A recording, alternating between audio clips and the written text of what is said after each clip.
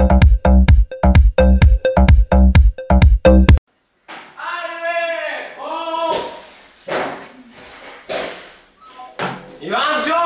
Да! Ела тука бързо! Защо се на мене?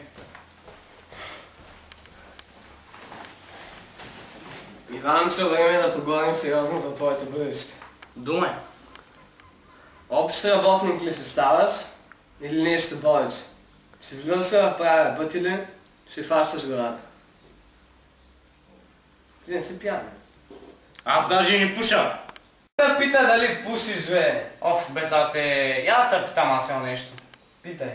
Ти откакто мама стръгна, май друга не си имал, сигурен съм. Чакай сега, Иванчо, аз да ти кажа нещо. Те глупците са убедени, а умните се съмняват. Това сигурно не. Убеден съм.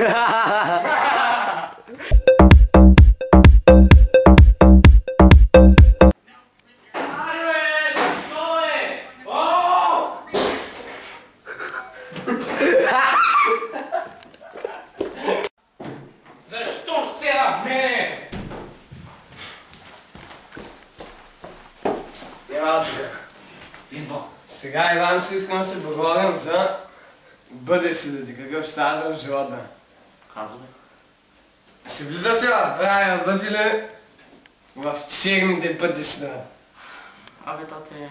Общ работник ли ще ставаш с гащеризон или нещо по-различно, или ще стане нещо от тебе? Забравяй си репликата. О, молодци!